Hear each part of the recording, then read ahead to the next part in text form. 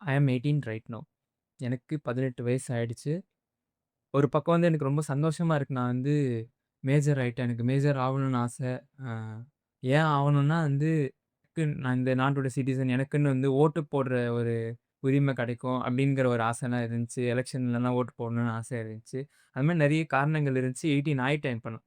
ஆனா இப்ப ஆனதுக்கப்புறம் வந்து, ம் ஒரு பக்கம் வந்து ரொம்ப ஹேப்பியா இருந்தாலும், இன்னொரு பக்கம் வந்து 17 இயர்ஸ் வந்து நான் என்ன பண்ணேன்? அப்படிங்கிற மாரி ஒரு கொஸ்டின் மார்க்கா இருக்கு. சில விஷயங்கள்ல வந்து நான் இப்போ சேஞ்ச் பண்ணியிருந்தேன்னா, என்னோட இப்போ நான் இருக்கிற நெலைமையில இருந்து நான் வேற வேற ஒரு பாத்வேல வேற ஒரு இடத்துல இருந்திருப்பேன்.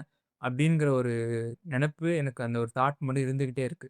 ஸோ வந்து ஆ நான் என்னலாம் வந்து மிஸ்டேக் பண்ணேன், அந்த மிஸ்டேக்ஸ்லாம் வந்து நீங்க வந்து இப்ப அந்த ஏஜ் குரூப்ல இருக்கீங்கன்னா வந்து கண்டிப்பா நீங்க சேஞ்ச் பண்ணிக்கலாம். சேஞ்ச் பண்ணீங்கன்னா வந்து என் ஏஜ்ல வந்து நீங்க வருத்தப்பட மாட்டீங்க. இல்லன்னா இந்த வீடியோ வந்து எல்லாருக்கும் தான். பேசிக்கலி எல்லாருக்கும் தான். எந்த எந்த ஏஜ்ல இருக்கவங்க வேணா ஃபாலோ பண்ணலாம். ஆனா வந்து நான் சொல்ற அந்த 12 என்னோட ஒரு 18 கீழ இருக்கவங்க, 15 கீழ இல்லன்னா 15 அபோவ் 18 பிலோ இவங்கலாம் வந்து ஃபாலோ பண்ணீங்கன்னா வந்து பெரிய சேஞ்சஸ் வந்து உங்க லைஃப்ல பார்க்க முடியும். ஆ. ஃபர்ஸ்ட்டு வந்து ஸ்லீப். அதாவது சின்ன வயசுலலாம் வந்து எனக்கு எந்த வேலையும் கிடையாது. நான் ஒரு 7த், 6த் படிக்கிறப்போ ஸ்கூல்லலாம் வந்து அ எப்போ ஹோம் ஒர்க் குடுப்பாங்க. டெஸ்ட் டெய்லி இருக்கும். அதெல்லாம் வந்து மோஸ்ட்லி நான் 8:00, 6:00 எடுப்பேன், படிப்பேன். 8:00 முடிச்சுருவேன். அப்புறமா வந்து டிவி பார்ப்பேன். நைட்டு தூங்குறது எனக்கு பிடிக்காது. நான் என்ன நினைப்பேன்னா, நைட்டு தூங்காம இருக்கிறது வந்து ஒரு பெரிய விஷயம்.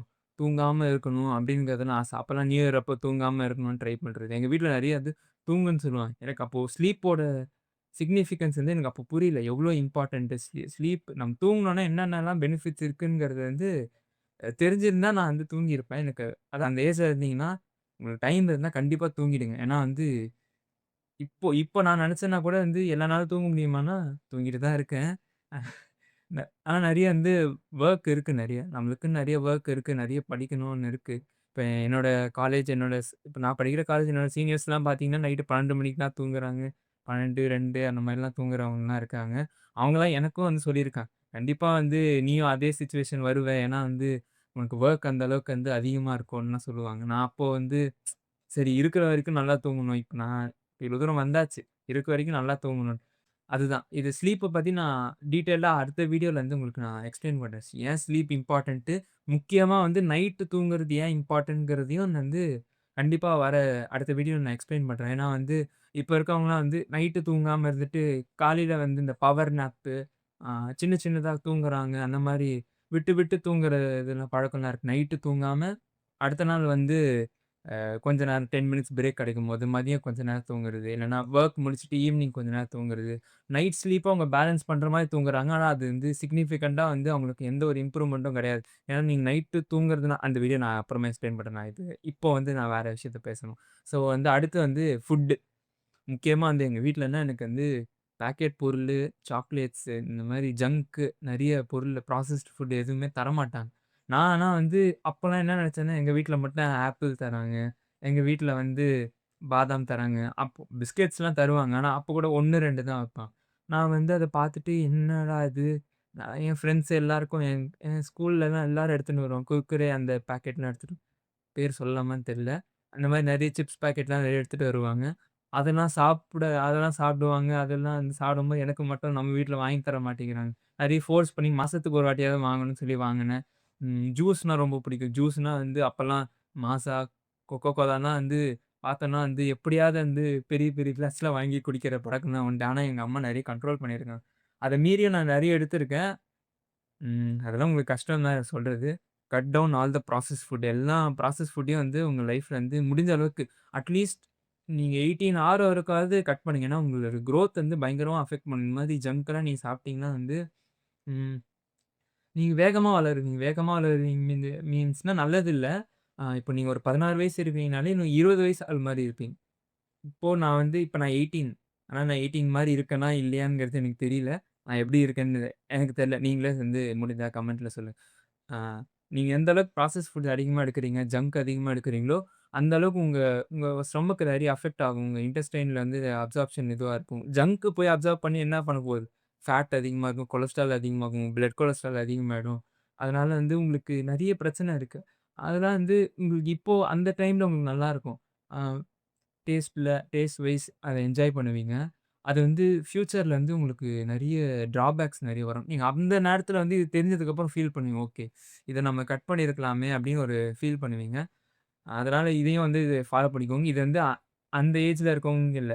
உங்க லைஃப்ல நீங்க எந்த ஏஜ்ல இருந்தாலும் சரி. நீங்க 30, 40ல இருந்தா கூட முடிஞ்ச அளவுக்கு ஜங்க் அவாய்ட் பண்ணுங்க. ஏன்னா வந்து அந்த பிசினஸ் அந்த கம்பெனிக்காரன் வந்து அவனுக்கு அவன் ப்ராடக்ட் செல் பண்ணணும்னுக்காக டேஸ்ட்டுக்கு எவ்வளோ இம்பார்ட்டன்ஸ் குடுக்கணுமோ, அதான் இம்பார்ட்டன்ட் குடுப்பான். அது மாரி ஹெல்த்துக்கு இம்பார்ட்டன்ட் குடுத்தீங்கன்னா, நீங்க அத சாப்பிடவே மாட்டீங்கல்ல.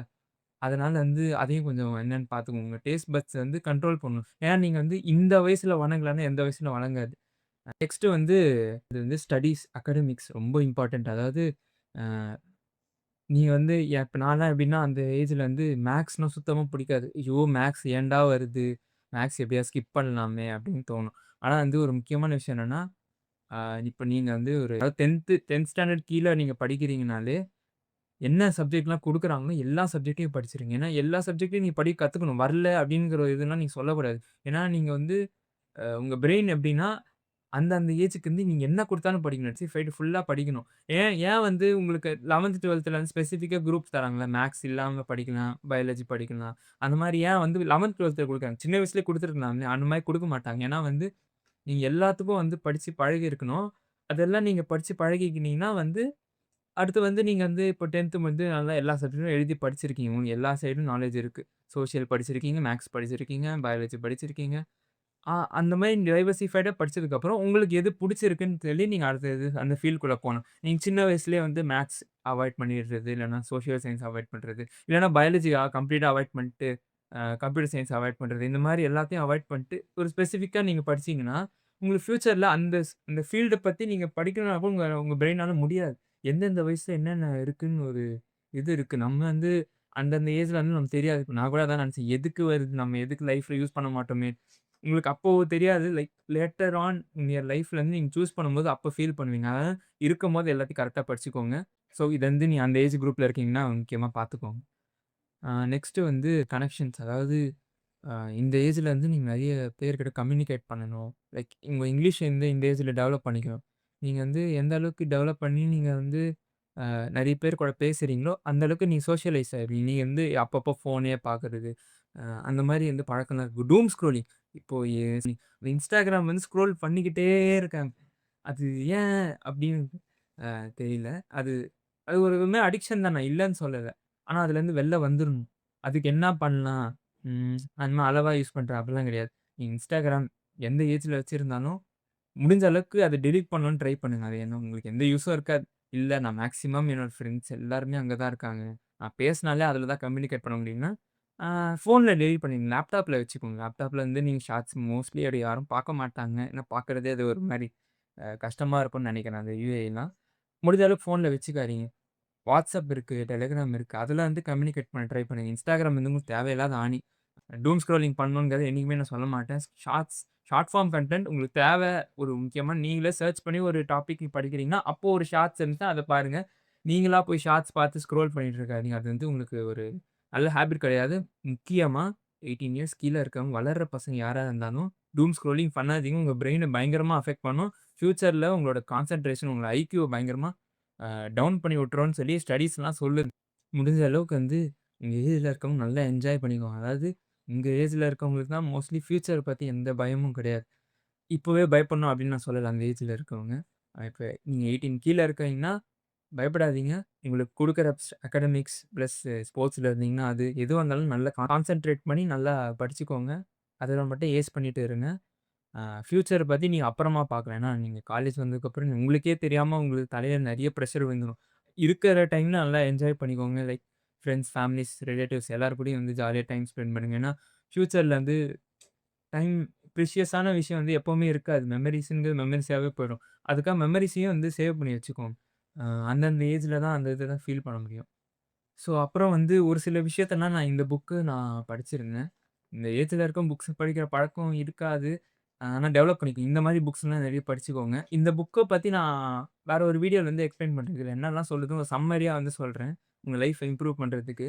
இப்போதைக்கு இதுலருந்து என்ன சொல்லணும்னா, உங்க லைஃப்ல டெய்லி ஏதாவது எந்த ஏஜ்ல இருந்தாலும் ஏதாவது 1% வந்து இம்ப்ரூவ்மென்ட் பண்ணு.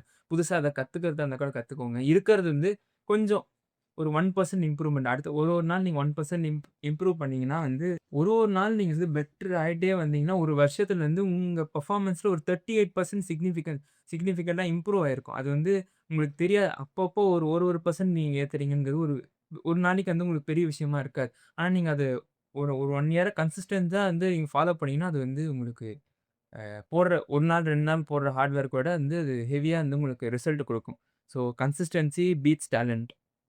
இந்த டயலாக் வந்து சொல்லி வரும்னு நெனைக்கிறேன். So that's it. நான் 18 ஆயிடுச்சு. எனக்கு இதெல்லாம் தோணுச்சு. இதெல்லாம் நான் வந்து பண்ணியிருந்தேன்னா, நான் இன்னும் பெட்டரா இருந்திருப்பேன். நீங்க அந்த ஏஜ்க்குள்ள இருந்தீங்கன்னா, கண்டிப்பா பண்ணணும். ஏன்னா என்ன மாரி நீங்க ஃபீல் பண்ணக்கூடாதுன்னுக்காக தான் இந்த வீடியோ ரெடி பண்றேன். I hope this video helps you. சரி இந்த வீடியோ புடிச்சிருந்தா வந்து லைக் பண்ணுங்க. அப்படியே ஒரு சப்ஸ்கிரைப்.